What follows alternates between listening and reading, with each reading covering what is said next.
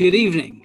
Hopefully we all have you ready for the first ever Lycetts Cheltenham preview evening. I'm Simon Landale, Director of Lycetts, and we'll just do a couple of housekeeping rules before I pass over to our esteemed panel and host. I know that this isn't the Cheltenham picnic that we're used to having, filled with DJ Jeffrey's gin and tonics and Rose Wales sausage rolls, but we're going to make it fun. There's a few things to say before I start, or before we kick on to the panel. You should all have the programme that was emailed to you by Rose Dickinson, which is going to be a bit of the programme as we go through the evening. If you've got some IT issues, I'm afraid I can't help there, but hopefully you'll work it out yourself. There is a Q&A section at the bottom of the Zoom page, so feel free to ask questions as we go along.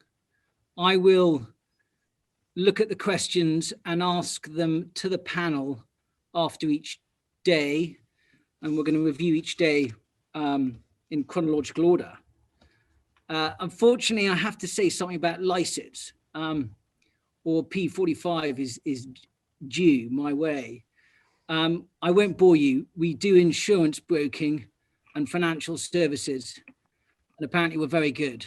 So that's all I'm going to say on that. I've got a couple of notes. It says no shouting, but you're all on mute anyway, so you can't.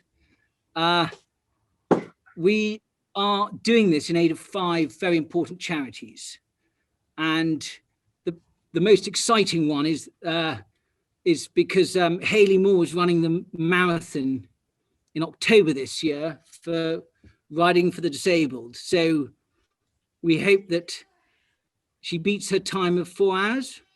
Yeah, fingers crossed. Looks like keep my schedule up. And we're going to send you her sort of Just Giving page after this evening. Send it tomorrow with a actually recording of the preview. In addition to that, we've got Midlands Air Ambulance Charity, which has been chosen by Charlie. I hope that's not because you're planning some aggressive days hunting next season, Charlie, but a very good charity to support. Just in case. Lycetts decided to support Wellchild, who are the national charity for 6 children. They're obviously sponsoring the Gold Cup this year, so we're delighted to support and back them. Ben, I know, already supports Racing Welfare, and they are the backbone of supporting racing's workforce. So well done to Ben, and thank you.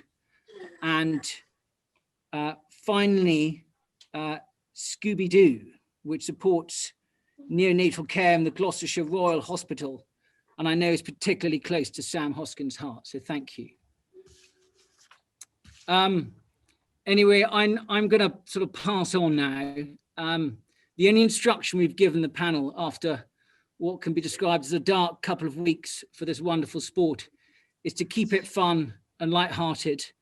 Hayley, the most talented sibling of the Moore family, but slightly outnumbered by her brother siblings, is going to be the host for this evening and keep us all right. She's the only person I've seen stop a galloping horse live on TV, so goes down in my estimates as a good person to lead this evening. Luke Harvey, who you all know, does an excellent job on ITV. And apparently we've got a question coming in from Barney Curley this evening, Luke. Oh dear. Say, Ben Pauling, dual festival trainer, and it says top man, but there must be some mistakes on my notes. Sam Hoskins runs Kennet Valley Thoroughbreds and Hot to Trot, the syndicates, and is a very, very good judge. So listen carefully to what he has to say. And then, of course, on to Charlie Deutsch, the excellent Lycetts sponsored jockey who's going to give us a few winks for this week with some excellent rides on board.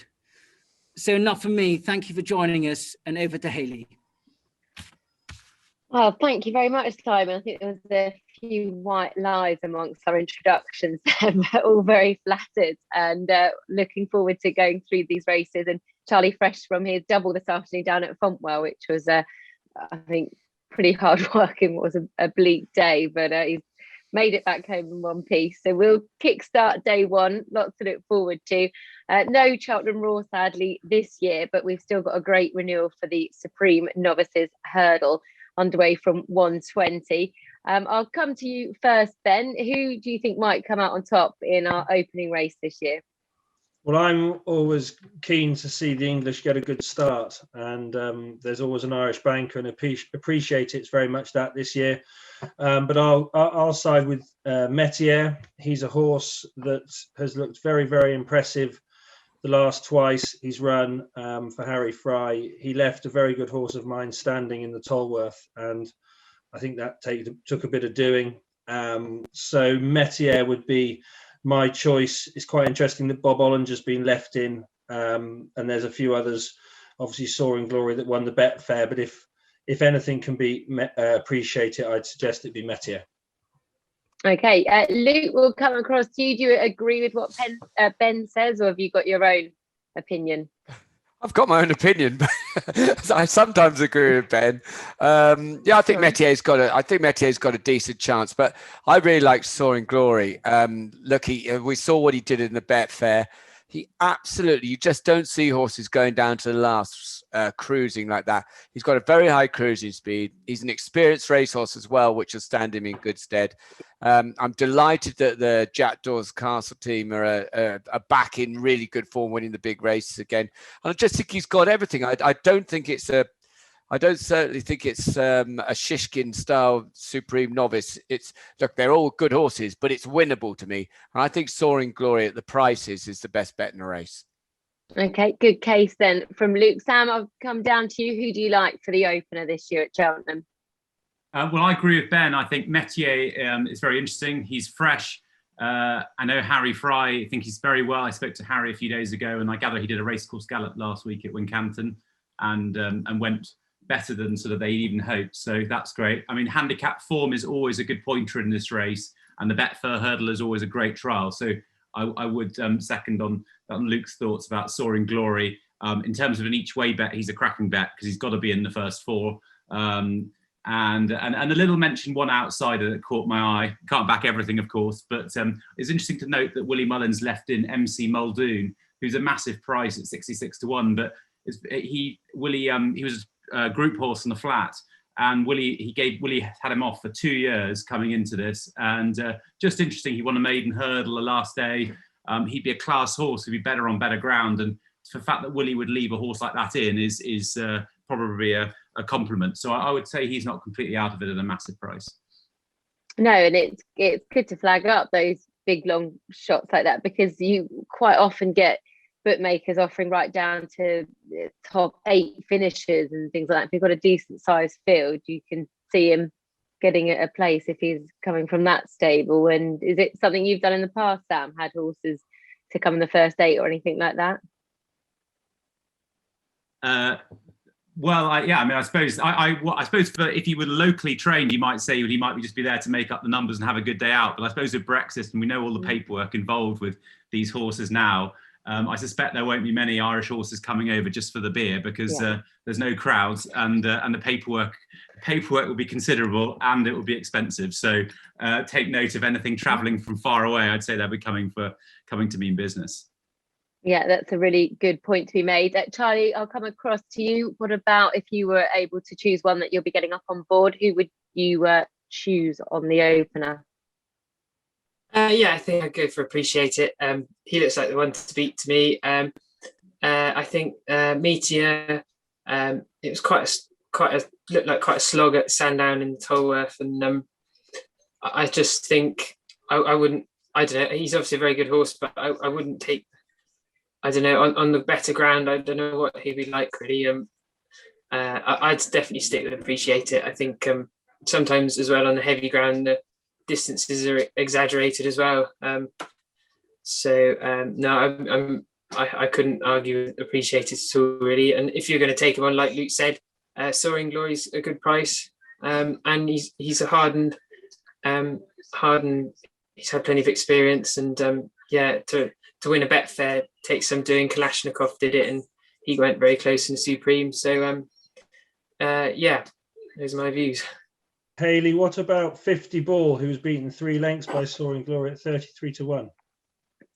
Yeah, he's a horse that just keeps improving all the time, and I think the targets will be to head off to the Cheltenham Festival, but later on in the week, one of the handicaps. So we'll hopefully get him there in one piece. It wouldn't be a race to dismiss earlier on, but I think Dad's got one of the handicaps in sight. But he's a horse that just keeps progressing. He really grew up at Ascot when he managed to come home in front, and he just matured because he's a very quirky individual, to be polite about 50 Ball, and he's got a lot of ability, and he ran a huge race in a race that Dad's done particularly well in over the years. So I was a little bit gutted that he wasn't able to come out on top, but he still ran with great credit, and I just think there's only going to be further progression from him no matter where he goes. So he'd be a horse to follow, I think, just as a horse that is progressing at quite a rapid rate of knots. So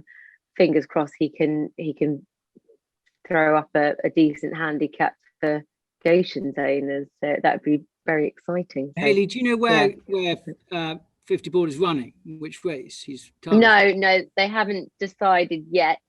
But I think Stop lying, Hayley. Where's he going? What race is he running? I can't. I'm the one asking the questions in this. I can't believe it. Dad's in the next room. I'll just go and get him on here. He can answer that one for me. But no, he hasn't decided yet. But probably a handicap as opposed to a Supreme. But yeah, no. We'll get to him. Don't worry. God, unbelievable. I'll have Lucas take over. Let's move on to the Arkle. I'll take back control. I'll come to you first, Luke. The Arkle this year. Have you been absolutely blown away by Shishkin and what he's done in his career? I don't think you can fail to be. For me, it's one of the best races of the whole week, because you know how it's going to pan out. All Mankind's going to make the running. Nico's probably going to sit second on Shishkin because he's keen, likes to get on with the job. And then you've got a Nurgaman who's been just so impressive over in Ireland. I've followed him because he won his maiden at Lark Hill for Tom Lacey, and it's lovely. Same day as Sebastopol one, actually. And so, it's great for pointing that, some of the English pointers have gone over to Ireland and come back, if you like. So it's going to be an absolute belter. I remember just before the Supreme last year, I was riding out at Nicky's and standing behind Shishkin, and he literally looked like two boards nailed together. He looked like a greyhound before he went there. This year, he looks much stronger, much bigger behind the saddle. I just think he's a very, very special horse, and it's a bit like, over the years you have a good one, and then unfortunately you're in the same era as another very good one. But I'll be surprised if a Nurgaman's good enough to beat him. He just looks very good. Okay, Ben, who do you think is going to come out on top in the Arkle? Yeah, I think Shishkin is one of my bankers of the week, if I'm honest. He obviously won the Supreme. We'll bat on about festival form tonight. It does count when they go and win year in, year out. It's because they're the sort of horse, they're balanced, they can handle the track, and they come up the hill. And it takes a certain type of horse to do that, and not all of them can. So you're always best off siding with one that has shown form at the track if you can. Obviously, Willie's horse has been, I won't try and pronounce it because I struggle with it, but he's been impressive. I think All Mankind will go a million, but his jumping to me is just not good enough to win an Arkle. He took 2 of the fences with him, Warwick recently, and I mean, he does well to find a leg every time, but you can't make mistakes like that in an Arkle, if I'm honest, and win. Maybe if he puts in a foot perfect round, then he might be hard to catch, but I think Shishkin and a Nurgaman will have that opportunity probably from the back of the second last. Okay, then good stuff. And Sam, who are you sticking with for the Arkle? Well, it's just a great race to watch this, and tactically it's fascinating because I suppose you'll go All Mankind will go off in front, and I presume Energumene would track him, and then Shishkin I assume will track him. So it's absolutely fascinating. They're going to go a million miles an hour. My head says Shishkin. I think he's the class horse. They'll try and Energumene will try and make it as much of a test of stamina as possible. But Shishkin, I think Energumene might be one to run over a bit further in due course, and I think Shishkin might just outpoint him. For a bit of a sporting play at a bigger price, but just on that, the way the race is run, a horse like All Mankind, if he doesn't get his own way and he gets badgered, he might not be the most solid each way sort of candidate. So there could well be minor honours filled by bigger price horses here if they go hammer and tongs. And Sky Pirate's got a lot of course form, won very impressively in December. He was nowhere near good enough last time at Warwick, and he's not good enough to win this. But I could just see him staying on and grabbing third because he jumps around Cheltenham, and I think that will count for quite a lot. And he's a talented horse. So I would say he just might steal a third off one of the big ones at the end. Excellent. Like going in for the each way kill here with you, Sam. That's exciting. And Charlie? Yeah, no, like you say, I'm really looking forward to watching the race. It's one of the most exciting of the week. They're going to go a really strong gallop with All Mankind, I imagine, in front. And the speed they'll come down that hill will be something else. I'm a big fan of Shishkin, like everyone else. He looks very classy. His jumping looks good, and he does everything with ease. He's bred actually not too far from here in Dimmock, and the grass is lovely around there. So you see why he's turned out to be so good. But I think All Mankind is a fairly. I think he's fairly a hardy sort of horse. Like he can give a fence a belt and find a leg, which they might need to do around there. You know, going at a good speed. Shishkin and Energumene have done everything in their comfort zone, really. But I don't know. I wonder if All Mankind might improve for a bit more of a sounder surface and maybe a little bit better ground. And to be fair, he knows how to survive when things do go wrong. And no, it'd be very interesting. But no, I'd side with Shishkin because he looks the classiest. Good stuff. We'll move on to the Champion Hurdle because that's our final feature race on day one. And Ben, I'll come up to you first. Who do you think is going to come out on top in what will be one of our feature races? Well, this really is a belter. Honeysuckle is a mare that's always, in my view, just done what she has to do and not a lot more. And last run in Ireland there at Leopardstown, she blew that out of the water by making all, going a good clip and winning as emphatically as she ever has done. So I think that really puts her in the picture as probably a worthy favourite. But you can't get away from Epitante's form of last year. Yes, she had a minor blip there in the Christmas hurdle, but their excuses, Nicky's horses weren't running overly well at the time. They think there was something wrong in her back. But I would love to see Goshen run well for your family, Hayley.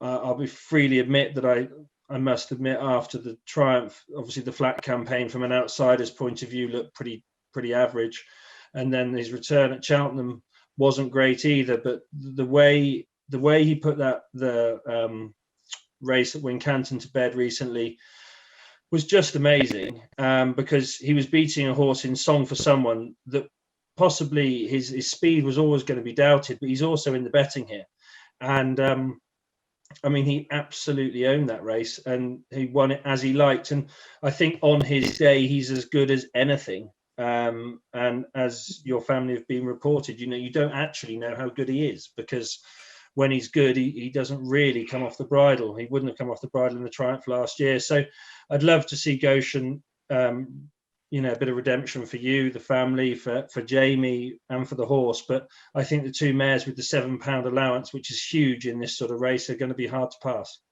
Yeah, it certainly does look to be a real upper hand, doesn't it, for the females in the lineup. Luke, what about your thoughts for the Champion Hurdle? I totally agree with Ben about Goshen. I don't think there's anyone in race who wouldn't like to see him go and win.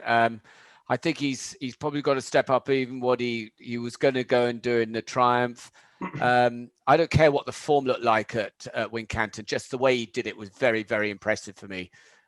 He showed a really good attitude. He jumped very slickly, and he can only improve off the back out. So he's got to have a chance. But with these mares, I think Epatante, if you go back to her fighting fifth, she looked like Bouvardere when he was winning those races, fast over her hurdles. She can't have been right at Kempton. So I think she's a hard horse to get right. So I think the safest bet in the race is definitely Honeysuckle. For some reason, I don't know what it is about horse racing. People just seem to like to knock champions. Epatante's probably had the least credit of any champion hurdle there's ever been. And Honeysuckle, people keep saying she doesn't beat much. She keeps winning. I mean, what more do you want? She's got a brilliant attitude. She's a fantastic jumper, good trainer. I think Honeysuckle's the safest bet in the race. Yes, I think that's a very good case to be made as well from you as well. Sam, we'll come down to you. Again, I'd be like the rest of the panel. I would love to see your family's Goshen win. It would be, I think you'd hear the cheers all around the homes going up. It really would be make a lot of amends for last year. And it was very impressive the last day. I think this is going to be another, I mean, not that there's many Cheltenham races not run at a serious pace, but there's a lot of pace in here. So he won't have it all his own way up front. I think the ground is very interesting to see what it's going to be. I mean, obviously there's a bit of wet weather around at the moment, but it's not exactly torrential. I think it's going to be pretty decent. I'd imagine it's going to be beautiful ground come the first day. It'd be interesting to hear everyone else's thoughts on that. But for me, Honeysuckle is a worthy favourite. She's a mare in form. She's a very progressive mare. I think she'll take all the beating. I think if the ground was genuinely decent, I think Sharjah would have a great chance at reversing the form with Epatante. And in any case, the way he's ridden, he's a good each way bet because he'll be ridden for a place, a bit like Abracadabras as well. They'll both be stalking. And the way the race is run, I think those horses might just fill the places. Yeah, I was down there last week and it was very soft. I couldn't believe it. I was on the cross country course and really? It was a real bog in the middle of the track. And they had just had like a downpour of rain that day. Obviously, it's been very dry and ground. So I think it's going to be right down to the wire, isn't it, with what we're going to have? And then obviously Charlie would know better than anyone, but they like to start the meeting, Charlie, don't they, on safer ground so they don't have to water later on in the week. So I suppose we might potentially be starting the meeting with soft. Would you agree with that, or do you have a different opinion on it? Yeah, no, definitely. They'll try and start the meeting with soft. I would have thought it's the safest sort of ground. It suits me and Venetia. And to be fair, if you have a dry 3 days, it go to good to soft pretty quick or even good. So it's best to start with soft anyway. Looking at the race, Honeysuckle. What do you like in the champion hurdle? Honeysuckle. She does it kind of work ladylike and. I suppose it doesn't catch your eye so much, but she gets the job done and she handles the heavy soft ground quite well as well. I'm a big fan of Goshen, and I just saw in the Triumph last year, that image of him striding on in front. I can't get that out of my head, and obviously he didn't run to form a few starts, and then seeing him run well at Wincanton again. If he repeats that, I'm a big fan of him, and I just think he looked freakish when he's at his best, and I think with age, he might just back off his hurdles a bit more, and no, I'm really excited for him, and I'd be in his camp anyway. A word on the ground, Hayley. I spoke to Simon Clace there yesterday. He said it was good to soft, good in places, verging on being the other way round, and the rain would probably only hold it around the good to soft mark. I don't think it'll start soft unless we get a lot more, and I think probably Simon would be concerned about the amount of rain not due thereafter for fear of what might happen to the ground later on in the week. They might have to even water, which would be quite extraordinary, but I know that I don't think you'll get soft ground on the first day unless we get more rain in the forecast. Okay. That's really interesting, and thank you for that. It's been horrendous down here, so you forget that it does dry very quickly, and it's not localized either. So, yeah, fingers crossed. Goshen did one of his final pieces this morning. What probably will be his final strong piece this morning. He went very well. They're very happy with him. So hopefully we'll get a bit of redemption, like you say, in the race this year. And he does seem to come back to himself after being very below par. But it was great to see him back like that, and he's come out of that race very well, and he's been quite fresh as well post that success. So I'll certainly be keeping my fingers crossed. I'll be very, very nervous. But across the rest of day one, I'll come round to each of you. Obviously, we've not gone into the likes of the Ultima, the Mares' Hurdle, the Fred Winter, or the Novice Chase to close the card. But is there any other standouts on the day that you'd just like to mention, or any strong thoughts for the other remaining 4 races? Luke, I'll come to you. Is there anything else that you'd like to mention on day one? Well, if you want to back a shorty, Contista in the Mares race, she's an absolute certainty. She's such a good horse. She is the penalty kick of the meeting.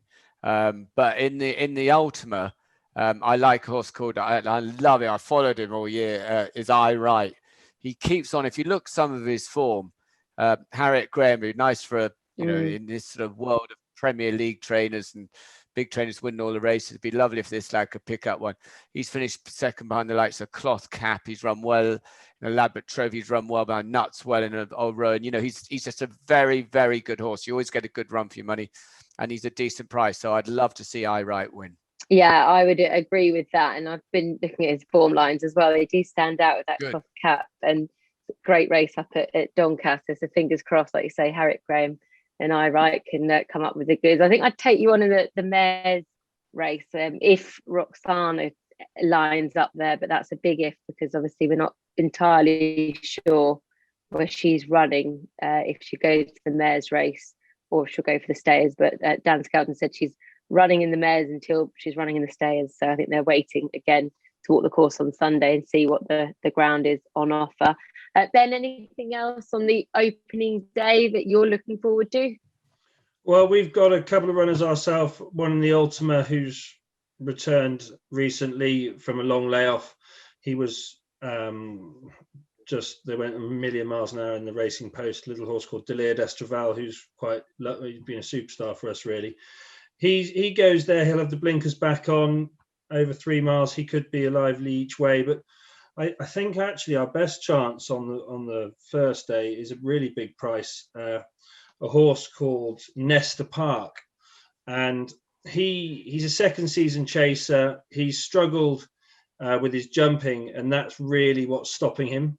We've done a huge amount of work with his jumping with Yogi Breisner recently to try and iron out these little mistakes. He chased home Lieutenant Rocco, who is second favourite or joint favourite for the Ultima. And we took the fourth last and the second last by the roots. So if we can just iron out his jumping, he'll love the extra trips. So 3 miles 6 will be right up his street. And I think he's just in very good form and could be quite a lively horse. But I'd love to know from Charlie where Royal Bagai goes, because I think if he lines up in that, he'll be very. So would he. Over to you, Charlie, in response. Well, I'm just going to have to wait till Dex. But yeah, he. Charlie, where's he going? You know as well as I do. You know where he's going. Tell us. My tongue's been chopped out. I can't say. No, such they're leaving on here. Gosh. They're leaving it till last minute to decide. Which, yeah, I don't blame them. But either way, we look forward to him anyway. So, yeah. I think you should go here, Charlie, if you want to win. Sorry? I think if you want to win, you should go here. What, go for the National Hunt? Yeah. Yeah. And I've backed them at 28-1, so can you please do that? Yeah. I'll try and have a word in their ear. I see he's been back today as well, actually. So I don't know if that's got anything to do with it. God knows. Yeah, he did a piece of work this morning, and I watched him while I was riding a mare, and from a distance, and he looked very good. So yeah, he's a very nice horse either way. So it's very exciting. Who galloped him? Tom Scudamore. Yeah. Yeah, I said I couldn't be bothered, so I said, Tom, you can have a go. But yeah. If he had his final piece today, it probably means he's running on Tuesday. So there you go. Yeah. Nah, it doesn't. Right, get the headlines out there. Charlie Deutsch says Paul Pagani misses Gold Cup. He's good. You need to look after our sponsored jockey, everyone. So it'd be nice. Yeah, I think he's getting bullied here. We all know Richie likes the big targets. I think we'll leave it at that. Yeah. And we'll go to Sam. We'll leave poor Charlie. Oh, Charlie, is there anything else on day one? Sorry. I don't know. We've got a nice horse in the Ultimate. He may go for the Ultimate, it sounds like, and called Sapage, and he carries top weight.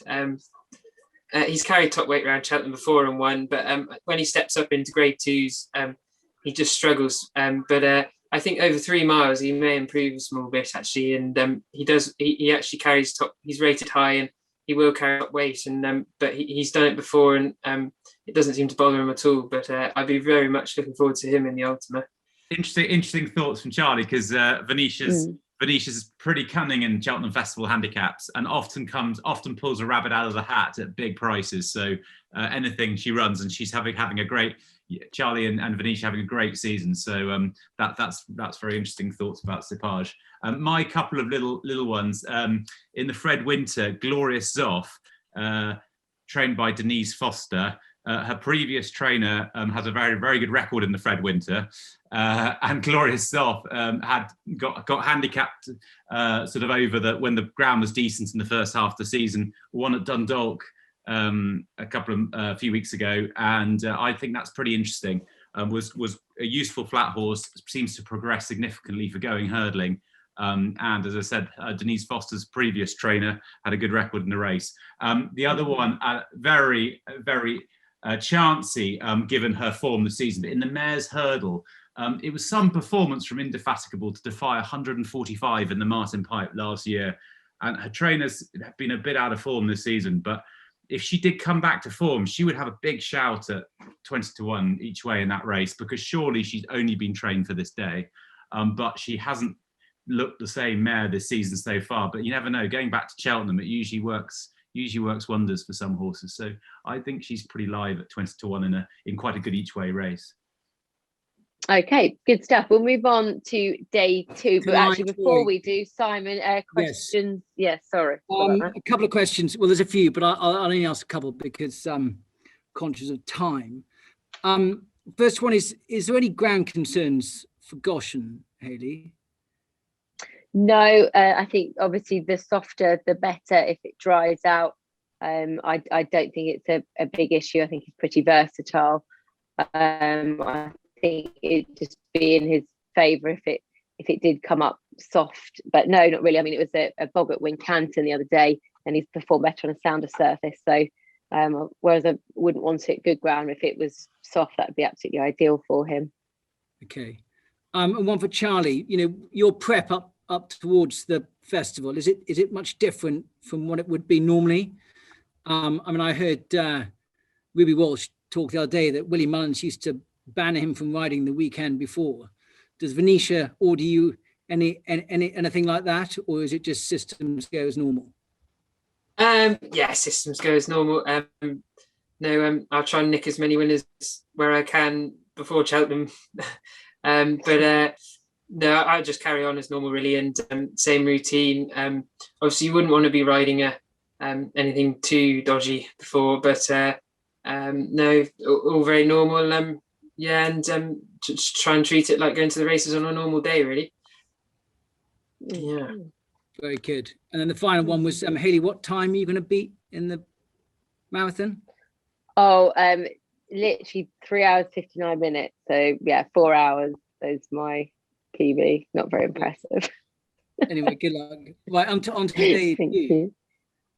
Yeah, on to day 2. We'll kickstart with the Ballymore. Ben, I'll come to you first. Who do you like in this year's renewal? Well, Bob Ollinger, I'm unsure why he was left in the Supreme, because to be honest, to me, this is where he's always been going. Jamie Codd scored it the biggest certainty there is of the week.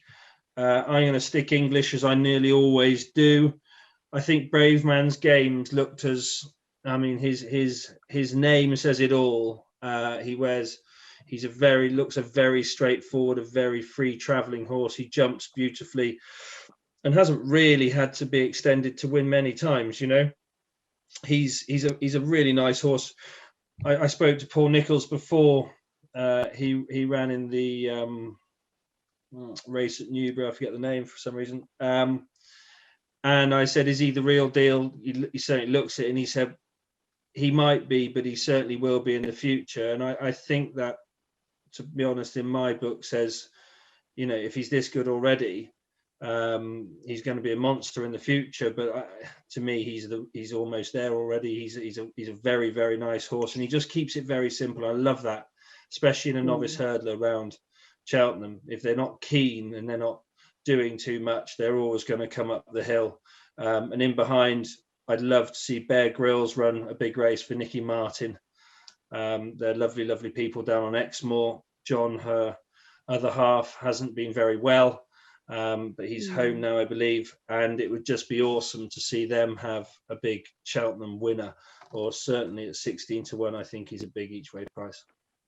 Yeah, here. It'd be great to see them have another success. They've had a really good season as well, which has been great. And Brave Man's Game, he won the cello at Newbury. Luke, what about your thoughts on the Ballymore?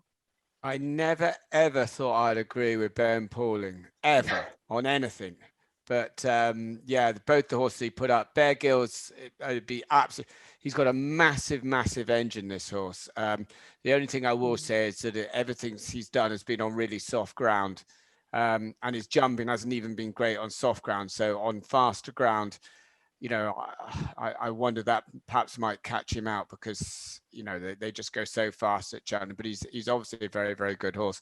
But Brave Man's Game's got everything. We've seen he's got plenty of ability. He's had plenty of racing now, so he's relatively experienced. And again, I don't think there's any, you know, the Irish horses, I don't think there's a real standout here.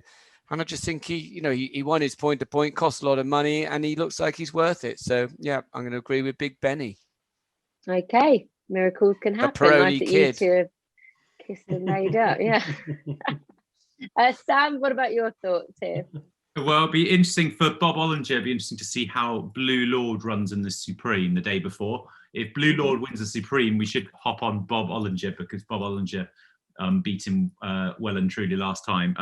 I thought Gaillard du Mesnil, I don't know how, probably pronounced it. That sounded good.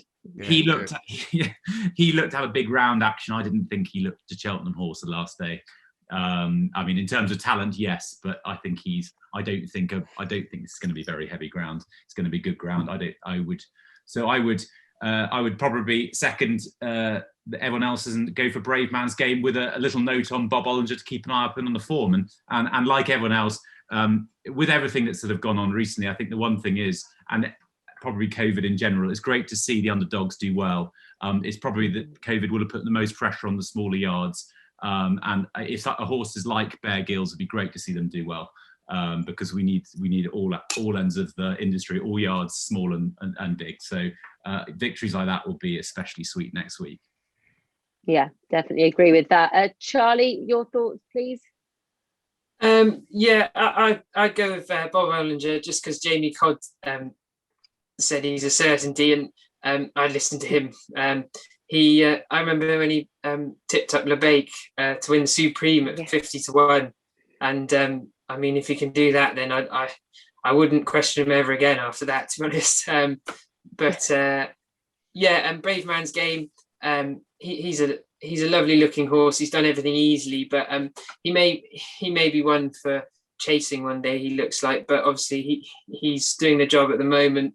And then obviously Bear Grylls. I remember being at I think it was Exeter or Fosslas, and I said to Matt, "Oh, that looked like Matt Griffiths Rising. That looked like hard work." And he said he reckoned it actually, the ground was just a bit too hard work for him, and he reckoned he would be better on a bit of a sounder surface. So he might be interesting each way. And but I'd side with Bob Ollinger. Yeah, great to see Matt Griffiths with the Grade 1 success earlier on this season as well. We'll move on to talk about our second feature on day 2 and focus on the Brown Advisory Novice Steeplechase. And Ben, I'll come to you first. Who do you think is going to win this Grade 1? God, this is, I must sound really boring because I'm but Monkfish is Monkfish. He's very, very impressive. Yeah, it's hard to take on some. You try and find ways to get them beat. Yeah, Sometimes it's hard to. I really can't see a way past him if he jumps and stays. I mean, Next Destination for me looked rather laboured in winning at Warwick last time out. That didn't, give me over confidence that it was a Cheltenham winning performance. I'd love to see the big breakaway run better. Obviously, it's been well publicised that the Tizzards have had a real tough old year, and the form of their horses wasn't great early doors. And I had a rough year with the form of the horses last year, and it takes a fair bit of stomaching. And my horses came into their own literally 3 weeks before Cheltenham last year, and we ended up nearly pulling a rabbit out of the hat with Kildesart getting beat a short head, and it would have just turned the season from being a complete disaster to, it wasn't a complete disaster, but really not what we hoped for, into another successful year. And that's what Cheltenham is. And I'm sure they'll have many chances throughout the week, but I just think the big breakaway, he didn't go a yard around Kempton, really. I mean, it all happened too quickly, and he rooted the second last and the last, and still came second in a Grade 1. So let's just hope Cheltenham's more suitable to him. I certainly think he's going to be a lovely horse in the future, but I think Monkfish is going to be very hard to beat. Yeah, I think even if he was taking on the older horses, let alone the novice division, he'd be a tough one to crack. Luke, who do you like? It's impossible to go against. I said Constantista is the best short price horse of the meeting, but this horse will go very close. You just couldn't fail to be impressed with him. He won his point to point very well. He looked good over hurdles, but he was very good over hurdles, but he's looked even better over fences. He's just one of those horse, Hayley, that when you watch him, he just seems to meet fences right all the time. He never seems to get in too short or particularly that long, but he just meets them all in his stride. He looks class apart to everything else I've seen this season, and he's as near to those really, really good chasers, not a Corto Star, because he was a different sort of kettle of fish, but to your Denmans, even going back to some of the very best sort of proper chasers. He's as good as I've seen for an awful long time. Yeah, he really is breathtaking. So Sam, are you agreeing with that? Can we come to you for some each way value like normal, please? Well, I'd love to, and I can see Ben's angle on the big breakaway. I mean, he certainly looked the kind of horse that would appreciate the stiff. Sort of always takes a good bit of getting this, and he's that kind of horse. But I was trying to look at the stats, because I always felt I always call it the RSA. I always felt this race was one to produce a shock. And I think historically, I was going to ask Luke, but I thought it might sound a bit rude if I say historically. Yeah. You mean I'm old? but the favourites won 3 out of the last 6 years. So my angle on that. But I agree with Luke. I mean, Monkfish, if he jumps, he's a class apart. So it's not a betting race for me. If Monkfish doesn't tip up, then a horse like the big breakaway is very interesting. But I won't be playing. He's the nearest. This is sort of the sort of thing when people try to make headlines, but he's the sort of nearest sort of horse I've seen in absolutely years and years and years that could be. I'm not going to say an Arkle, but that type of horse. He's got an incredible engine. He just does everything so easy, and yet you think he's only hacking along. You look at the others, and they're all beat after 3 fences. So he's just one of those. I'm not putting him up as a bet or anything. He's just a horse to watch and enjoy, but I think he's special. Yeah, a horse to put in the accumulators and have a part of a Trixie or whatever you like to do. So don't discount him. And I hate that they keep changing the names of the races, Sam. I'd agree with you on that.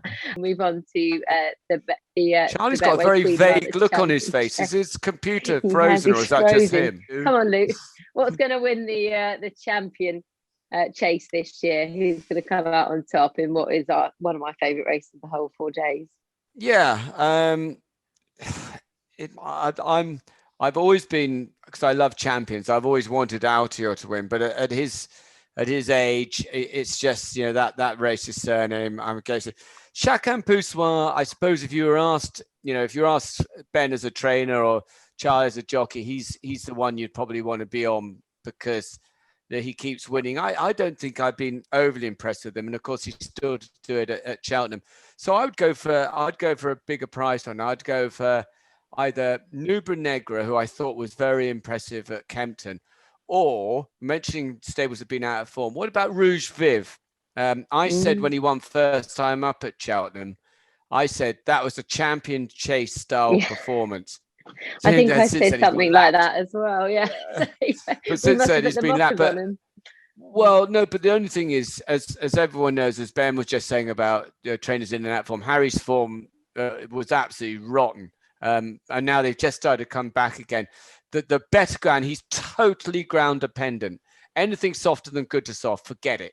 But if it is good to soft, as Ben says it thinks it might be, he's a proper player, and he's a 20-1 chance. So I think he's a really good bet. Yeah, I'd love to see him come back to form. Ben, what about your thoughts on the champion chase? My angle is that in this division, I think the English have a more depth to their form, and so I don't think that Chacun Poussoir has particularly had a hard season of it. He hasn't had to. He's obviously a very, very good horse, and probably a worthy favourite at this moment in time because he's been visually impressive. But I don't think he's had to beat all that much with a few of the horses over in Ireland diving about, trying out different trips. Nubra Negra was very good. I think that So Royale has just been probably the horse of the season for me. Whether he's winning over hurdles or fences, he's just so versatile and such an awesome horse. I just think it would be great to see him. And what you have to remember with that form is the great Altior. He ran Altior within about half a length or a length. Was it last year or the year before, 2 years ago? And that form alone is amazing because Altior was sort of untouchable at that moment in time. And I think So Royale has probably improved. And I think Altior's probably slightly regressing. But don't write Altior off. He's not a has-been. He probably goes there in great form, I would imagine. Nicky's able to prepare them beautifully at home. He doesn't leave any stone unturned, as I learned when I was there. And don't write him off. But it's a great race because you've got Chacun Poussoir, Altior, Nubra Negra. Completely agree with Luke. Politolog for me is probably just not quite good enough if everything else turns out. And then you've got First Flow, who came with a dazzling performance last time out. So it's a great race. I tell you, if you don't mind me saying, Charlie, your kitchen's a mess. Well, that's Meg's fault. It's not my fault. Oh, right. Okay. Right. We don't have a washing machine. Go through your notes then. Come on. Okay. No, it's all off my head. I think Chacun Poussoir is obviously. I think he looks the one to beat. We didn't need any notes to pick the favourite, did you? Well, I'm always last. So I just compliment everyone's head. Like you say, So Royale looks good price. He's very ultra consistent. He got very, very close to Altior in the champion chase. He nearly looked like he was coming by until Altior kind of pulled his extra little reserve out. I think Politolog, I think he goes well on heavy, soft ground. and I wouldn't be his biggest fan unless it's heavy, really. And Altior, I just think it's hard, to be. I think he's top class, and I just think he's had a couple of top class seasons, and I think it's very hard to hold your form for 3 seasons, 4 seasons. I think horses eventually just can't keep it up, but he's he may come back and prove everyone wrong. But yeah. I had a little nap there, Sam. If you shared your thoughts on the champion chase. I felt that Jack and Passoir was worth taking on because he's a 9-year-old now. He's never been round Cheltenham. He might be a different class, but I think it's pretty sporting to take him on. And I agree with who was it that was saying about Rouge Vif? I think it was Lou. Yeah. And Rouge Vif, ever since he got beaten in the Tingle Creek on ground too soft, I thought that horse, he likes Cheltenham. He ran a cracker last year in Arkle when the ground was a bit soft. And Harry Whittington, top man, he's had a really tough winter. But he, as Luke was saying, his horse has just come back into form. They're going really well now. This horse loves good ground, good course form. And also interesting, if you look back at his Kingmaker form last year, he really put Nubinegre into his place, and then Nubinegre may well have improved significantly over the winter. But Rouge Vif is only a 7-year-old himself, and I think he's a really good bet each way for the champion chase. Cool. Well, we'll ask each of you if there's anything else on the second day that you're looking forward to. We've got obviously the Coral Cup, very competitive handicap. We've got the cross country race. And then we've also got the moved around. We've got the Grand Annual, the Johnny Henderson Grand Annual on the second day. Obviously, that used to close the card. We've also got the bumper as well. So if any of you have got a strong couple of thoughts or good selections, then I'll just whiz around and get your thoughts. Ben, I'll come to you first. Le Brule goes for the cross country. Easy land to beat. Never going to be easy. Never mind the pun, but we took him there to school last week, and a couple of the ground staff were particularly taken by how he'd schooled, considering it was his first time there. Yeah, he's always been a very, very good jumper, and to me, ever since he won the National Hunt Chase 2 years ago, he's just been struggling for that little bit of a spark. Even though at home he seemed very, very well. On the track in these sort of extended trips over 3 miles, he looks like he wants further, and over 4 miles, he looks like he doesn't quite get home. But he's run very well in the Beecher Classic Chase. And I just saw a little bit of spark back in him around the cross-country fences there. And I would say he's a brilliant each-way shout. And I hate the Champion Bumper and vowed never to run a horse in it because I just don't like it. And I think I will, which is a bit weird because I've got a horse that is just everything I throw at him to try and, trainers do some weird things. And to me, the bumper is a real tough race, and a race that is you've got to be a man before your time, as it were, as a young horse. And I've thrown some really quite tough pieces of work at a lovely horse called Fine Casting, expecting him to cry mercy. And he comes back for more each time, and at 33-1, he could be quite exciting, I think. Okay, that will be an interesting runner then. Thank you for that, Ben. Luke, anything else on day 2? I'll just very quickly just check out one of the Hendos in the Coral Cup, horse called Monte Cristo. He absolutely bolted up. He's probably lost his race actually by winning so easily at Kempton. He nearly went up a stone, but he's a typical Hendo horse. He's absolutely gorgeous. He's got bags of speed.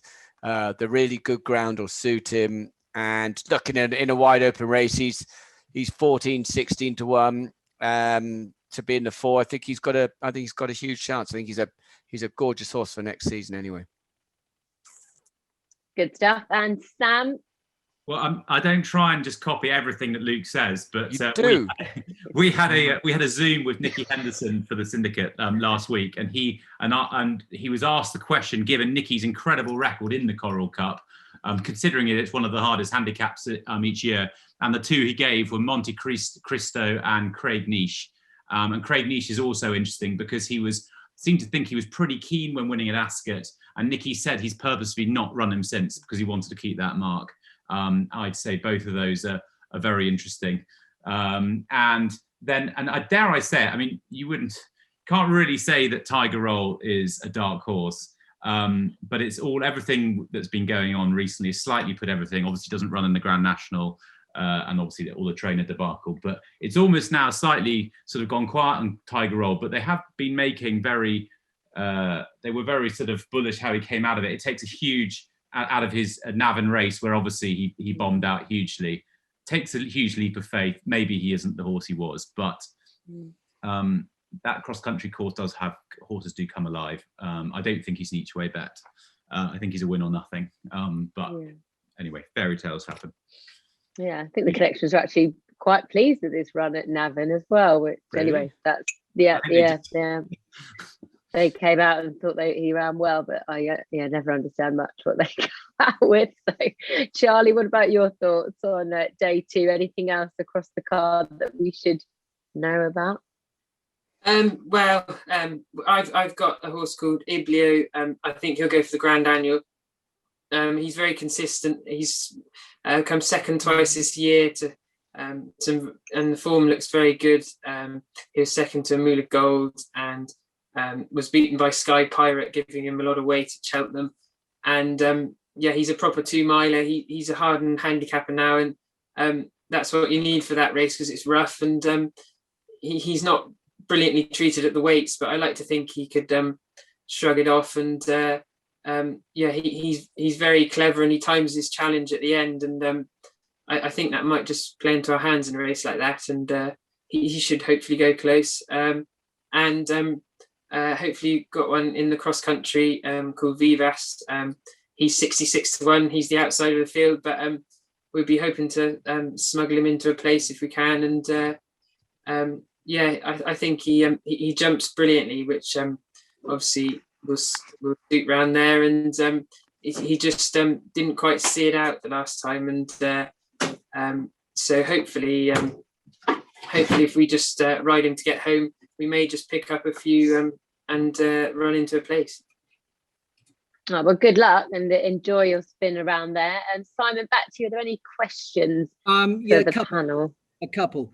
I think this is probably one that's come up before, but people are asking about moving horses between stables, quite short notice between races, and also, is that a concern? And also travelling over. We've got Easy Lands coming from France, and about 100 or so horses coming from Ireland. Is that a concern? Does that do anything? Has any effect? Ben, do you want to answer that? Yeah, I mean, qualified. It's so start with the French. I mean, we and the Irish. It's no different where they're coming from. Horses are very versatile horses, very versatile animals, and they do take their travel very well. And we're off at 4:00 in the morning with horses to Carlisle tomorrow, and they're calling an inspection at 7, which is great. But that by the by is they some will take it very, very well, and some don't travel very well. So those that don't travel well will probably have come over even earlier. The Irish have become very, very good at it. They know how much to do with them when they get here, how long it takes them to acclimatise, etc. But the whole moving of yards is more of an interesting subject. Obviously very prominent at this moment in time. And if you ask me, the stage in which they've moved in the proximity to Cheltenham would be less disruptive than if they were probably moved 5, 6, 7 weeks previous, because most of these horses would have had the majority of their hard work before a 2-week previous period to the race. And it's only the finer details of the finishing touches. So I would suggest anything that's moved will have remained on the same feed. Most of Ireland train on a deep sand round gallop or a hill, and they mix it up between the two. And so some horses will cope with it better than others, but it certainly wouldn't put me off a horse such as Envoy LN or someone like that, who's a really relaxed, laid-back character, because they'll be doing everything they can just to keep it as straightforward and simple. It's not ideal, and there will be horses use it as an excuse, and because it will affect some and it won't affect others. It's not ideal, but I don't think it's an absolute horror. Okay. Simon, any other questions? just well, one question I think for you. Botox has, I think it is. Botox. Obviously, you've never had any, Simon. Thanks. The Botox compliment. has. Is that going for the Coral Cup? And if so, is it going to win? And if it...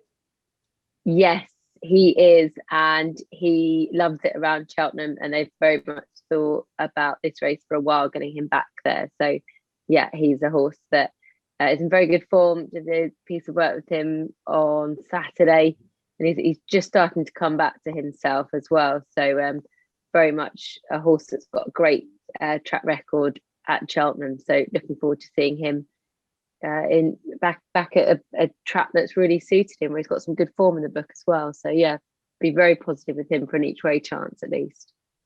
Good, thank you. Well, let's move on to day 3. Day 3, yeah. We'll come. I thought Luke was putting his hand up there. No, he's not. I'll come to you. I was getting another beer. Getting another. That's all right. That's all right. You're keeping topped up.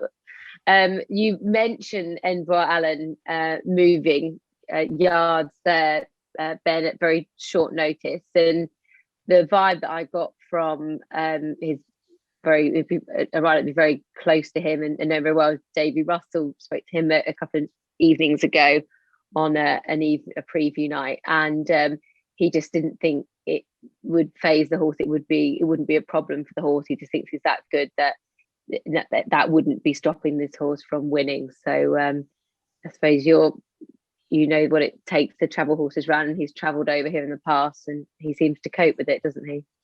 Yeah, he looks like a horse you'd almost have to wake up and tell them the race was on, and then he'd just go out and do the job. And the best horse I've ever trained, Barter's Hill, he was identical. He literally was asleep 99% of the time, and then just that 1% just turned it on and did what he had to do.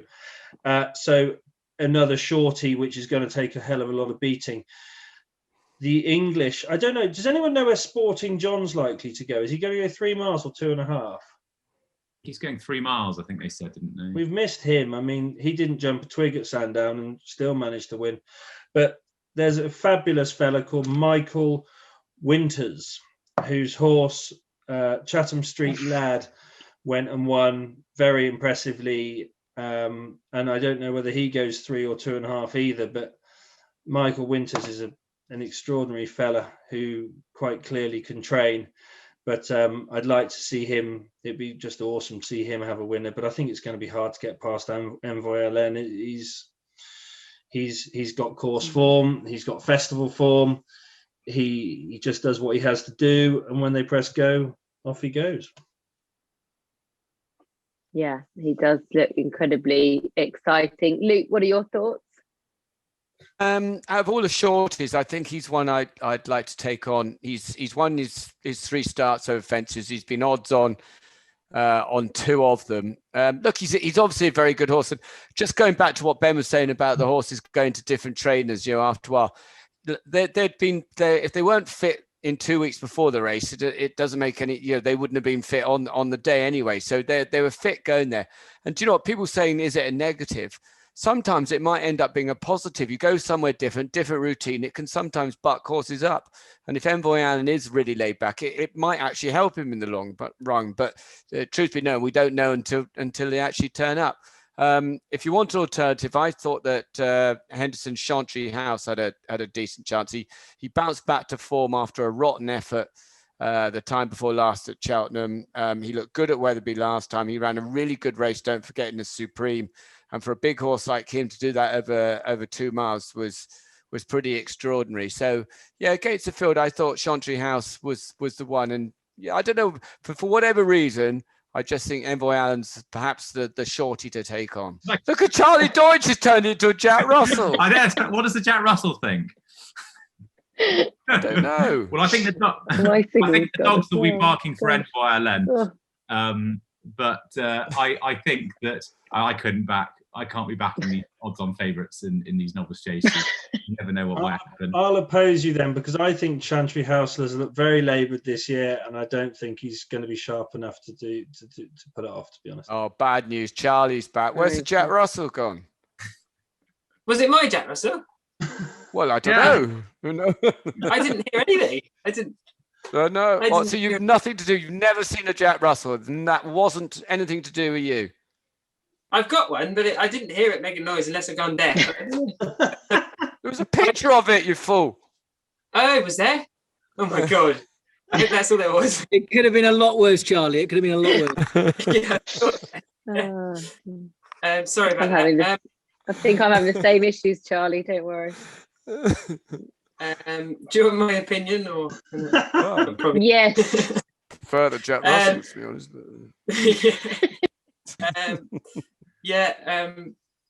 Envoy Allen looks like the horse that every jockey wants to ride. Really, he's nice and laid back, not too keen. When you give him a squeeze, he looks like he operates as well, and his jumping is superb, and he looks very athletic. The Ryanair. I'll come to you first, Ben. Who do you think is going to come out on top?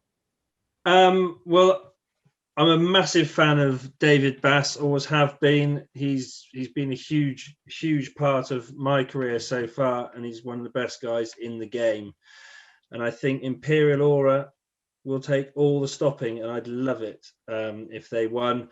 He was brilliant last year in what was the last renewal at this current stage of the novice handicap chase, because it's been swapped in for another race this year, sadly. But Imperial Aura has looked very, very good to me. Very unfortunate to unseat at the first in his last race, but to me, he's the horse. It's a very, very good race. You've obviously got Mellon, who's been fabulous around Cheltenham before. Allo, who's form in the book. I think probably I would have Imperial Aura just favourite, and he's just in second favourite there. I think Imperial Aura has it all before him, and I really think he could become a top horse, and this is his opportunity to show it. And Luke, your thoughts? I thought, just talk about the horse at the top of the market. I thought Allaho, he's obviously also the big engine, but he doesn't jump well enough. Camboy, again, I just don't know over this course. He just doesn't seem. He seems better on a flatter track. I'm going to go for the old boy. I'm going to go for Mellon. 2 starts back, I thought I was a bit critical. I thought he should have probably won. Patrick, found himself getting there a bit quick, and then last time dropped back. It didn't happen for him. So he's hard to catch right, I think. But I'm not sure that it's a vintage race. So they're obviously all very good horses. But yeah, I thought Mellon, give him another chance. Okay, Sam, your thoughts? Thank goodness I got a difference of opinion to Luke this time, so that's good. Yeah. I think, well, with the way the weather forecast looks, the new course could just may ride even nearer to good if they allow it to, obviously. But Mr. Fisher won well back in December, and I thought he could run a big race here. Loves good ground. December was probably soft enough to him, to be honest, but he got away with it. I think he's very interesting and obviously it's well documented that Nicky has them ripe and ready for this meeting. He's only had 2 races this season. He found the ground too soft in the Paddy Power. I think he's got a big shout. The other one I was keen on was St. Calvados, who was second in the race last year and a bit like the Rouge Vif trainer back in form. I just wonder again, the opposite of Mr. Fisher with the ground, if it goes good, whether that might just be a bit too good for him. I think he's got a bit of a knee action. He probably wants it a bit softer. So I think, assuming the ground is decent, Mr. Fisher is my each way shout. Okay, Charlie, I think they're both back with full Wi-Fi signal, which is exciting. What about your thoughts here? I'm a big fan of Imperial Aura. He was impressive around Cheltenham last time, and course form helps. And I think Mellon is interesting. The way he ran at Leopardstown, he looked like he actually wanted to drop him back and trip, and then riding positively and using his jumping, and I think it might suit him actually. And also St. Calvados, he went very well in the King George, and I think it's just the last 2 furlongs. He just stopped slightly, and it might be interesting seeing him back over 2 mile 5. He's a big price anyway, and it looks an open contest anyway. Yeah, very much an open renewal. The Stayers Hurdle looks to be a very exciting race as well this year. Ben, I'll come to you first. Who do you think is going to come out on top? Well, this is yeah. I mean, don't want to be rude to poor old Paisley, but he seems like he's been around a long time already. But it's the young pretender in Time Hill taking on the proper horse of Paisley Park. And if you're honest, I think Time Hill should have probably won an Albert Bartlett last year, but for terrible luck in running. Paisley Park came back from his fibrillating heart with a great run and was looking very good again last year. I mean, Paisley Park to me is one of those horses that we haven't seen it very much over the last few years because he's won everything very easily, but he sort of gets to the front, then pricks his ears and takes off. I mean, he just doesn't have to try all that hard, and he's a bit behind the bridle, and that's what these true greats of the staying hurdle division, the big bucks and alike, that's what they did. They don't really pick the bridle up, and so I think Paisley Park still has it all in his locker, and will take a bit of passing. But I think, you know, something like Tyne Hill, he's got 2 years younger. He only just got touched off him by him at Newbury, and he's gonna probably improve again. So I'd hate to go against Paisley, but I think Tyne Hill probably just about gets it for me. Okay, Luke, who do you think is going to be the Stayers Hurdle winner? I think Time Hill, I think he's one of the best bets of the meeting. He won at Newbury, beat Paisley first time up, and then he went to Ascot, and things just didn't go. He is slightly, you know, with tactics, he does have to sort of come there. He's got that one run, and you could see after the race, Dickie Johnson, you don't often see him like that. He was absolutely seething with himself at Ascot because he sort of found himself there a bit quick. If it been, look, there's all ifs and buts, and at the end of the day, he wasn't good enough. But I think in another day, if he'd come with that little bit later run, as Ben said, he had a nightmare last year in the Albert Bartlett, and he's only beaten a length and a half by Monkfish. So if I'm right about Monkfish earlier on the week, Time Hill should be a certainty, and he is only 7. So yeah, I just think he's around about sort of 3.5 to 1. I think he's an excellent bet. Okay, Sam, your opinion?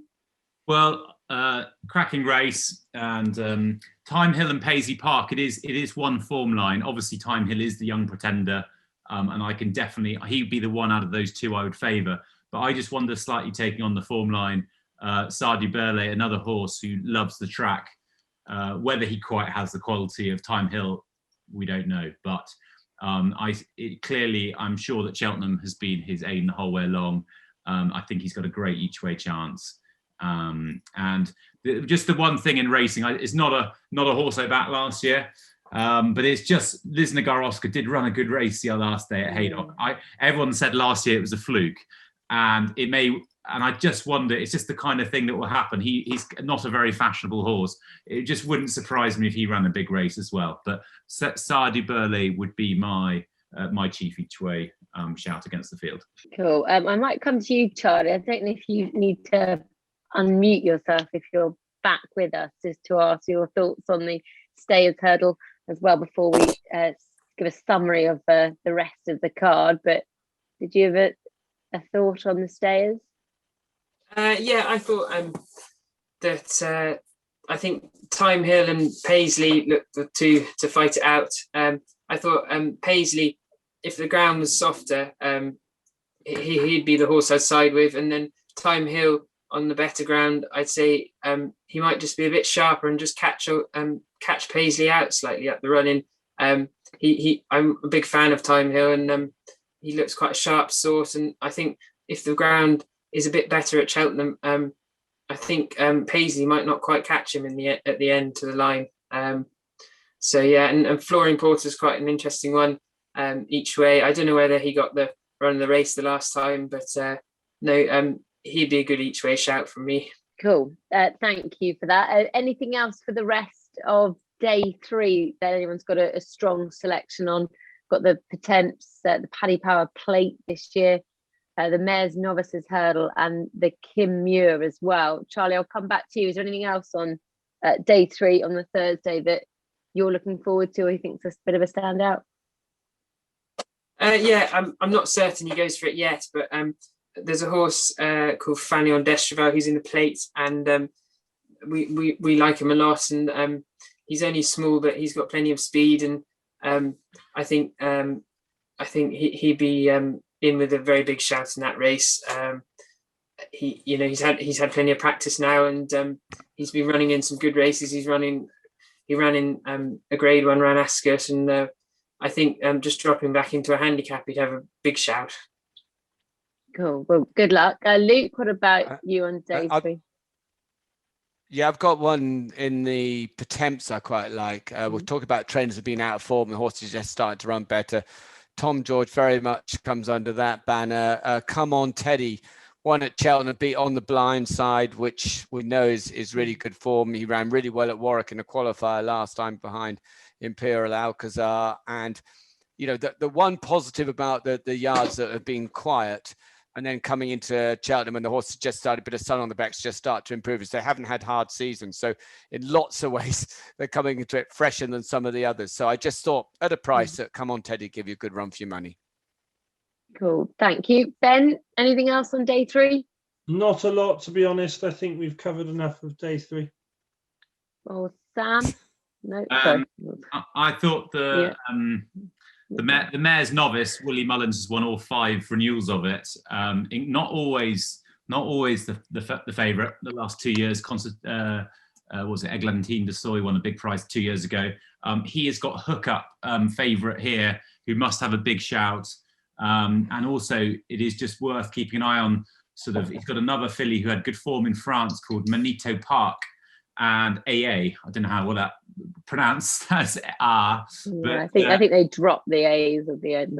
Today, Manito Park. So that race is it wouldn't be the Mare's Novice Hurdle. The Mare's program is very much kind of in its infancy. It wouldn't be the hardest race of the week to win. Willie has just flooded full of nice mares, and he's going to run plenty in it.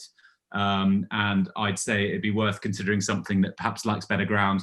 Hookup could like the better ground. She was a bit disappointing in the Triumph. That's my only reservation about that. But she's got form against the boys. She's behind Appreciate it the last day at Leopardstown. And I said I'd keep an eye open on his others at big prices as well, because he'll have plenty of strength and depth. And the other one, I just read a horse that ran well in the Kim Muir last year, Plan of Attack. I read a stable tour of Henry de Bromhead's, and he was pretty sweet on that horse for the Kim Muir.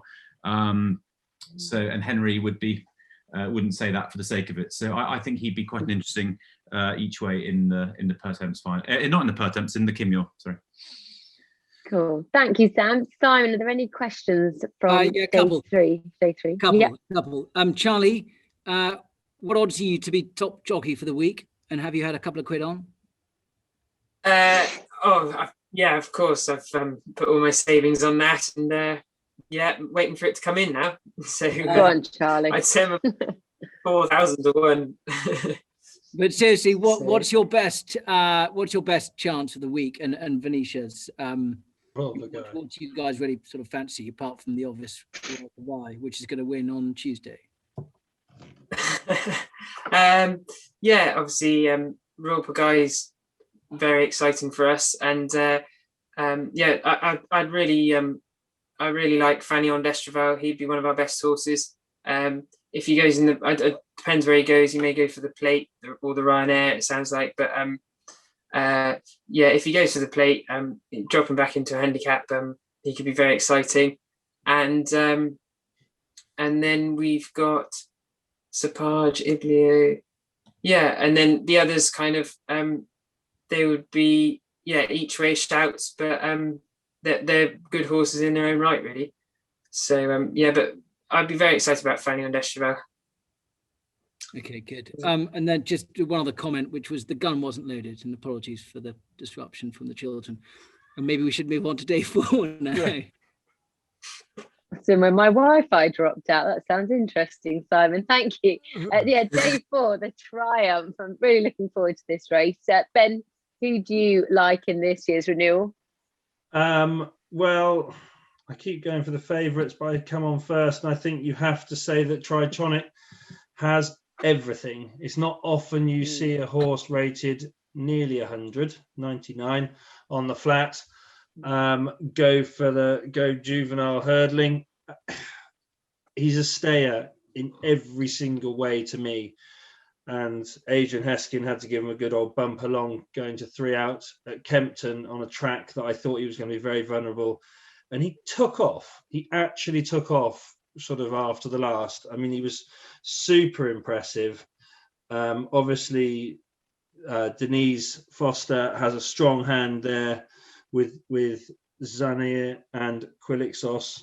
And Adagio, he's done absolutely nothing wrong as well. After that, you're getting into some horses which could run in the Fred Winter or could run in this, and I wouldn't want to say, but I think Tritonic's going to take a huge amount of passing as well. I think could be quite a good festival for the favourites. It never is, because everything gets turned over at some point. But on form, I do think a lot of these shorter priced horses are going to be hard to pass, and I think Tritonic is a great bet at 9-4. Luke, do you agree, or are you looking elsewhere? No, I totally agree. I don't normally like these really good flat horses that go jumping. Quite often they don't seem to have the heart for it, but this boy has. He loves his jumping. He beat Casalupe first time at Ascot, beat him a length. He thrashed him at Kempton. And like Ben, look, I thought his ace card with his stamina. So to go and do what he did at Kempton, and when he asked him, he didn't just quicken up slightly. He sprinted away. So he's a high class horse. He hasn't had a lot of racing this winter, so he's got a lot of things going for him. Zanahiyr from the Irish horse, he's obviously very good. He's won his 3 starts and looked very impressive doing it. But I'm Tritonic all the way. Yeah, I think he was barely cooked when he headed off to Ascot, and that was more the true showing of the horse last time out. Sam, your thoughts? Well, a cracking race. I'm usually a little bit rude about the juveniles. I feel they perhaps lack the depth, but probably because the quality of flat horse going hurdling nowadays is less than it perhaps used to. So good to see someone like the McNeil family owning Tritonic, because that probably was why he went hurdling. It is why he's gone hurdling. I was really impressed by Quilixios the last day. I don't think he probably is as flashy as the other two. He's by Maxios out of a Lomitas mare, and that all smacks of probably being better over better ground. I think he's a very interesting horse, and he just looked the kind of horse that it is. I mean, Zanahiyr and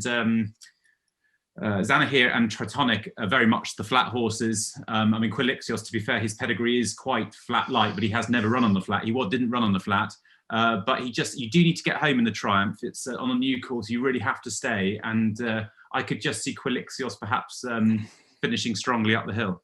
The Albert Bartlett is what we'll move on to next, and then it's a tough race. Who's going to come out on top in the 2:30 on day 4? We will. That's what we like. That's what we're going to do. We're going to win the Albert Bartlett. No, it's quite ironic, really. This horse, I might as well talk about him, because he was bought as a 3-year-old. I couldn't really sell him. He was named the Cob because the girl that rode him every day called him the Cob because he looked like a cob. He was okay in some bumpers. He was all right in some novice hurdles last year, and he's just turned over a new leaf this season. And he won really well at Uttoxeter, and he went from strength to strength, winning a good handicap at Haydock. He was slightly probably not at his best at Newbury, and then came right back to his best at the River Don and won as he liked, first time over 3 miles. And I hadn't even entered him for the race, had I? So straight away, I realised I'd missed a trick there, probably underestimated his progression. And he's in the form of his life. His work's been exceptional, and he will be, if all being well, with a track wash in 2 days' time, which I say no reason it won't be. He'll be supplemented for the race. So he's not in the betting really at the moment. Those that are putting him up have got him sort of 16 to 1 shot.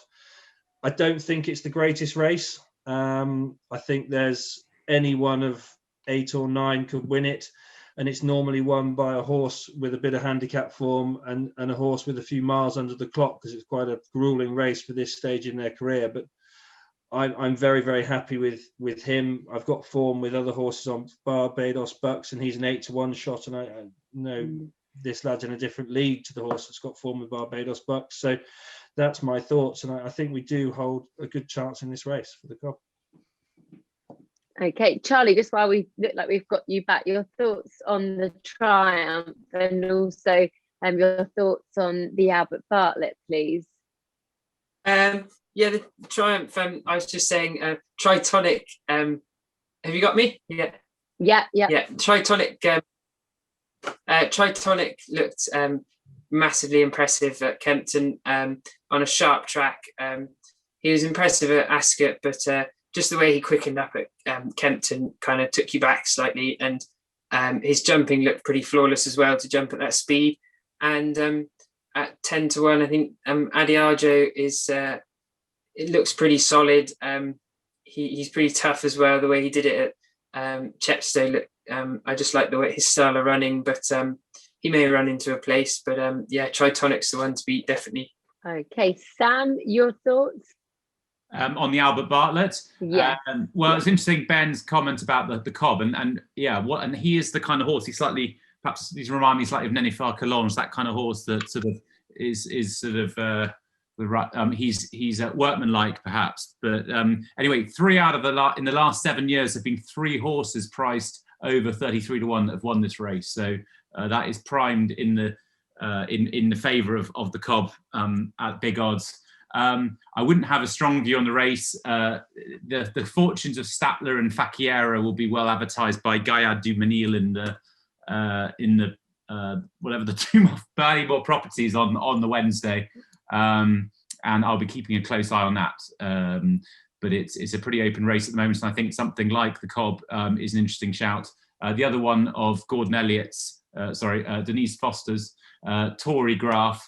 The owners have got an exceptional record in this race, often big prices, and that would be quite interesting at a each way price.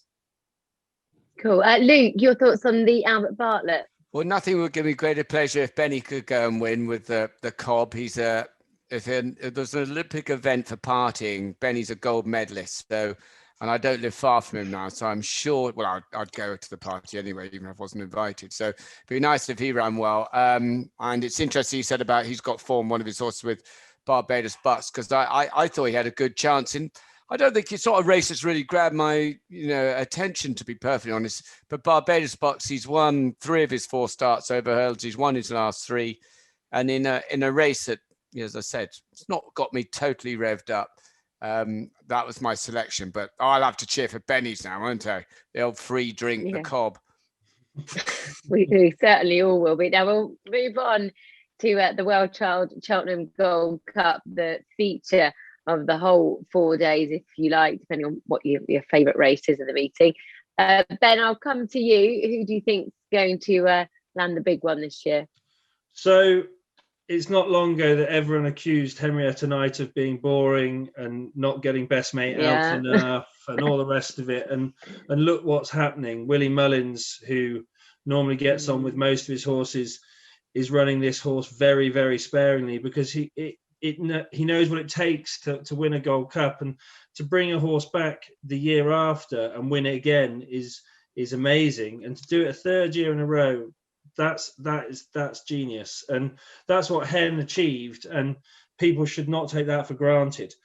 Look at the horses that were 2nd and 3rd. You've got Nicky's horse Santini, who's struggled this season. And of course, the Tizard's horse as well. And I mean, he's now way down the betting, probably, lost in translation is huge price. But I think Albin Photo's there to be beaten. I don't think he's a best mate. I don't think he's anything like a Corto Star. I think he's a good horse, and he's probably won 2 Gold Cups. it's not easy to do. And if he can win 3, he will have to be put up there with them. But for me, in behind, I mean, Champ's jumping, I know they've had to work hard on it, and it's improved massively. He still looks to me like he swings his legs slightly from underneath him and goes slightly left. And it would just concern me down the downhill fences if he's a bit enthusiastic. His run at Newbury was brilliant. I mean, genius, Nicky Henderson. Why not run it over 2 miles? I mean, most people thought he was gone mad, but he almost won the race, and it was the perfect prep from a limited time. A plus tard is what he is. Frodon, yeah, if he wins, that'd be great. But I don't think he's going to quite have it in his legs anymore. And then Santini's looked a little bit uninspiring. Native River will probably need it a little bit softer. So I think Album Photo, A plus tard, they probably fight it out with Champ if he has a clean run of jumping. Okay, good stuff. Luke, your thoughts on the Gold Cup?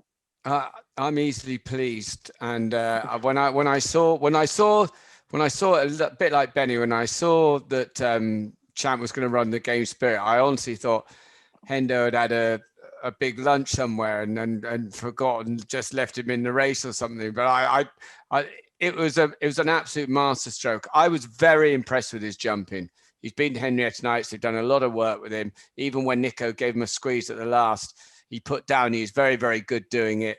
I've gone into the race, into the Newbury race, worried about the 2 miles, worried about his jumping. He handled both of those. Now I'm worried about him staying in the Gold Cup, because the way he put up such a performance, it's hard to believe that a Gold Cup winner can be that quick. But straight away after the race, I said on air, he should be favourite. He'll win the Gold Cup. And I got absolutely dog's abuse. I think he'll definitely go off second favourite. He might even go off favourite. He's going to be my selection. Just watching him charge up the hill last year in the RSA was phenomenal. Album Photo. The reason that he has got as many people on his side is he's just a bit bland, isn't he? He just goes out, does his stuff and wins. I know it's nothing bland about winning, I know, but you saw him saying he doesn't. There's no sort of flair about him, and that's why he's always a backable price. But anyway, I'm waffling. Champ's one for me. Excellent. Sam, your thoughts? Well, it's Ben alluded to it. It's fascinating that amongst the top 3 in the betting, we've seen them 4 times collectively between the 3 of them this season, which is quite interesting. And anyway, they are the masters. All of them have had this target in mind. Obviously, the creme de la creme. Champ hugely impressed me the other day, and we should never have doubted Nicky. I mean, a genius to do that. Jumped fantastically well. He's obviously he does need to settle. My selection though for the sort of the whole season, ever since he kind of won at Christmas, was A plus tard, and I got huge respect for Henry de Bromhead. I really fancy him. Champ the other day did try to make me change my mind, but you're always told never to change your mind. So I'm on A plus tard. I might just hedge my bets on Champ though. And what a race! It's an absolute stormer. You've got so much depth to the race, so many interesting angles, and I mean horses like Native River winning the other day and Frodon, etc. It's just going to be a cracking race, an absolute masterpiece as the race deserves to be. Yeah, it's lovely that we're talking about the Gold Cup and giving it a big up. I hate it when we say, it's a rubbish renewal, because there's no easy Gold Cup, but this year it does seem to be hugely competitive. And one man that we must ask about his thoughts, and Charlie, your thoughts on the Gold Cup. What's going to happen?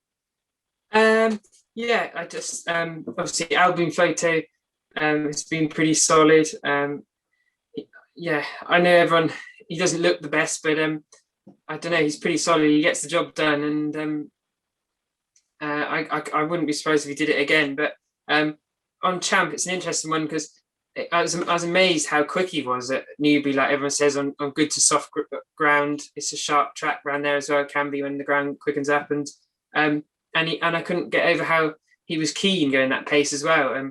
He's obviously got plenty of gears. I just wonder, would he nearly be too keen after that run for a Gold Cup?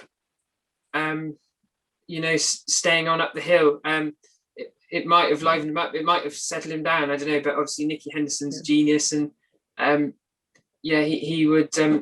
He's obviously planning his route, but I'm sure he's right. And then obviously, if Royal Pagaille goes for it, I'd fancy him if he goes for it. But and we've got I think we may run a horse, Asa as well.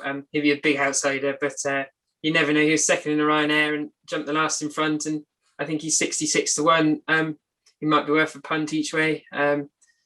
He's very talented. He's just a bit quirky. So yeah. Charlie, was he when he tipped up in the Grand National last year? Did you think you were going to win before that? Yeah, I was pretty certain. Yeah, I mean, I couldn't have ballsed it up anymore, could I really? And I've still got a sore neck now to remind me. Yeah, I was absolutely gutted. So was that Jack Russell? No, you're back. Oh, there. Yeah, that was the one. Yeah. Yeah, it wasn't. Yeah. Yeah. Okay, that was mine. I should have brought him along the whole time. Do you know, in the Hunter Chase, I quite fancy a horse called Porlock Bay, which is ironic. I used to have a horse called Porlock Bay, but he actually, this horse, I saw him. I was at Kimble Point to Point, and he won a 2.5 mile men's open. Will Biddick trains him, was actually rode him that day. Oh, look out, Deutsch's Jack Russell's back. Look at that. Yeah, look, he won a 2.5 mile point to point. So they ran him at Wincanton in a 3 mile, and they dropped him out, obviously worried about the trip, but he got it really, really well. He finished second to a 140 horse. I think it'd be really hard on decent ground for him not to be in the 3. And I think he's about a 16-1 chance. So Porlock Bay in the race after the Gold Cup. Okay, good stuff, Luke. Charlie, I'll come back down to you while we can see you and get you to unmute yourself as well, and then get the dog back as well, because he was far cuter to look at in real life than the picture. Anything else on the final day, Charlie, that we should take note about? Does your Jack Russell know where Royal Pagaille is going to run, Charlie? She does. Yeah, she does. well, what's she say then? She wouldn't tell you. She's a good judge of character. Well, you say that. Well, yeah. She's not with me. But I'd like to ask you, if you had a choice, ignoring Mr. Rich Rishi, where would you prefer to run if you were riding? Answer that. I don't know. I'd just be happy wherever he goes, really. The politician, the diplomat. Go on, Charlie boy. Who'd have thought it? No, I would literally.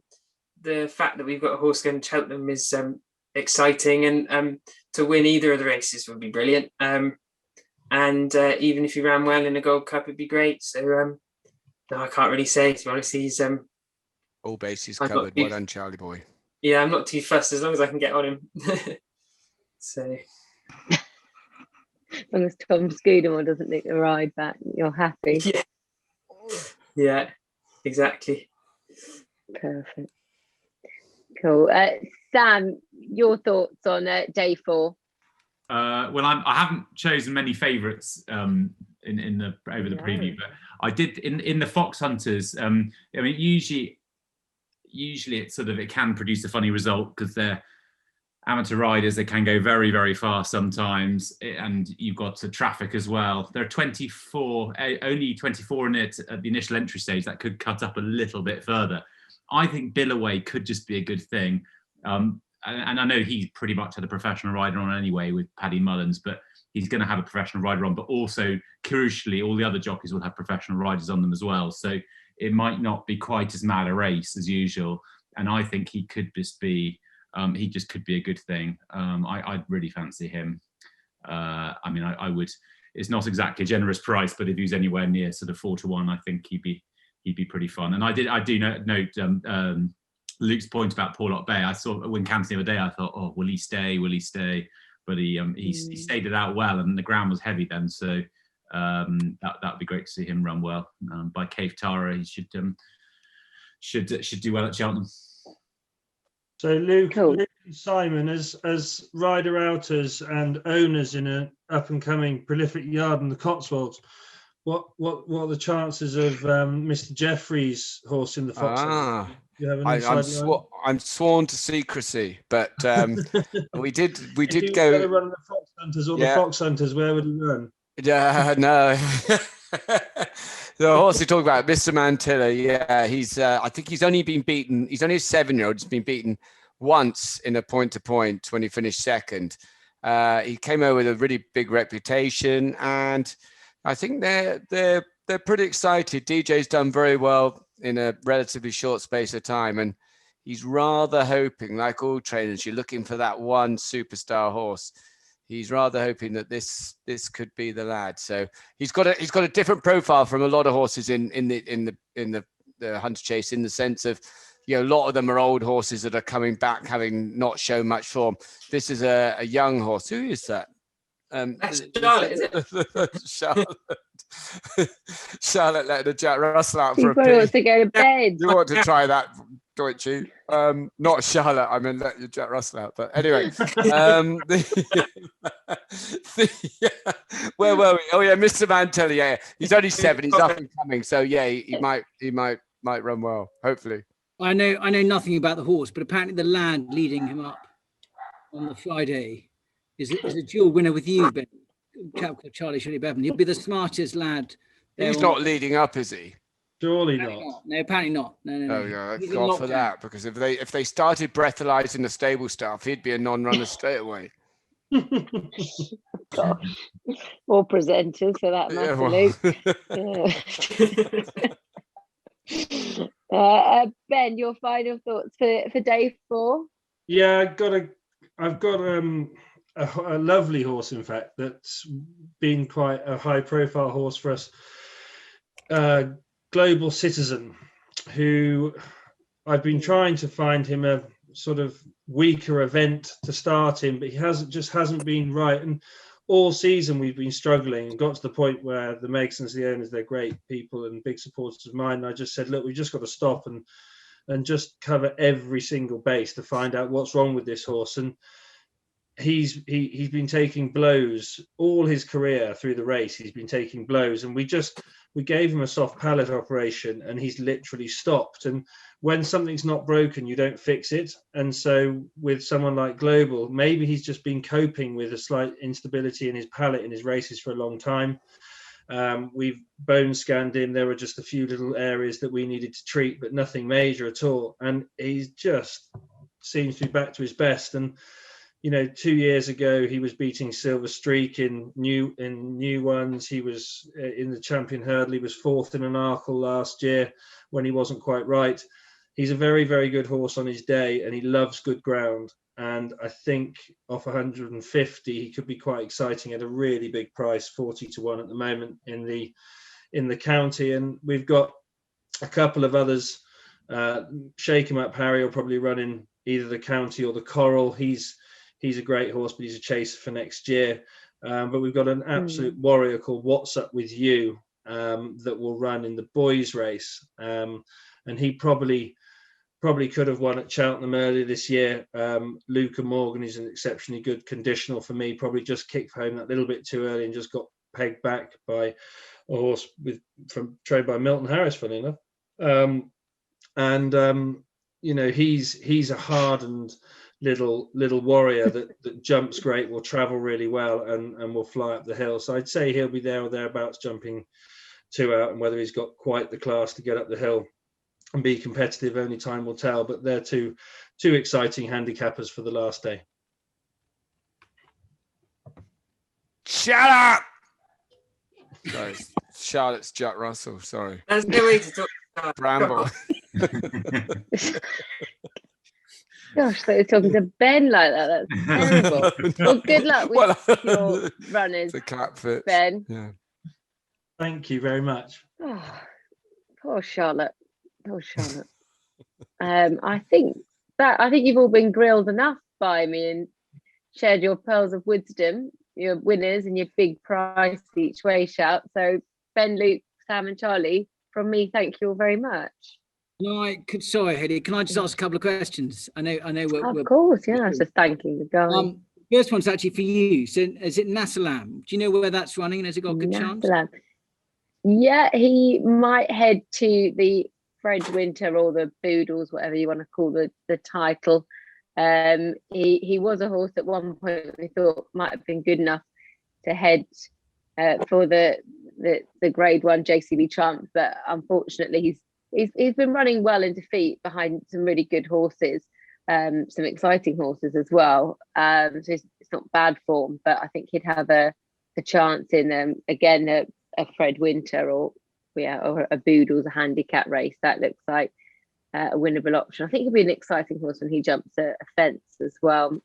Jamie, I know would love to take him chasing as a young horse, a bit like All Mankind. I think my dad, that wouldn't really be a tactic he'd do, but yeah, he's in good heart. He worked this morning with Goshen, didn't quite have the same pace as Goshen, but that's I think a good thing for Goshen's piece of work. But no, he's very well, and I think he's going to be an exciting horse. So hopefully he'll run a good race in the Fred Winter.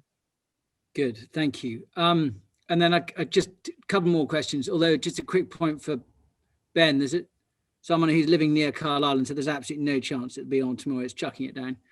I'm off there as well. So. A quick question for Luke. If you were still riding, would you be better at the finish than Charlie would be? Well, I'd know which race I was going to run my best horse in. That's the thing. I'd have gone through it. I'd have had a word with the trainer and the owner, and I would know exactly. And when I'm doing a pre-Cheltenham for my sponsor, who forks out an awful lot for a smart gilet, I would want to reveal all the latest news. But that hasn't happened. You're a blabbermouth. Barney. No, I'm a people's man, Charlie. I want the people to know what's happening with these good horses. You, the upper class, just sitting there with your little gilet on, not telling us. We want to give us a chance in life, man. Have you seen my kitchen? I'm not that I would ever get invited for supper at your place, but I wouldn't eat there. Ming him. I do know that that Ben said if he wins the Albert Bartlett, he's going to have a drinks party for everyone on this call in the summer at some point. So that's very kind, Ben. Thank you. Great. That's more. You're more than welcome as soon as we're out. And then the last one was a few people have said to what's my treble for the week, which pays about 50,000 to 1. It's Milena Indo in the Gold Cup, and St Calvados in the Ryanair, and Song for Someone in the Champion Hurdle. A bit of an each way treble. So there you go. Don't say I didn't tell you. Anyway, I think that's probably, we've kept you enough. Thank you, Hayley. You've done a tremendous job and kept everyone in check. Thank you, Simon, and thanks for supporting the charities. Sorry about the Wi-Fi. No, that's fine. And good luck in your marathon. And send us your link, and we'll send it to everyone on this call. Ben, good luck next week with your first runners. Sam, sorry I won't see you next week for a drink, but we'll have to wait till. Luke, well done with ITV. It's been a ray of light in some dark moments over the last 10, 12 months. And I'm sure everyone on this call would like to thank you and all the team there. And I was about to thank Charlie, but he's buggered off, so I can't. Anyway, I'd like to just thank everyone for joining. Wi-Fi. And for supporting this evening. On behalf of Lycetts, thanks for everyone for A, attending, B, for putting this together, and blaming Emily Young for coming up with the idea. And have fun next week. Find a good bubble and enjoy it. Anyway, thank you and good night. Cheers. Thank you very much. Thank you. Bye. Bye. Bye-bye. Thank you.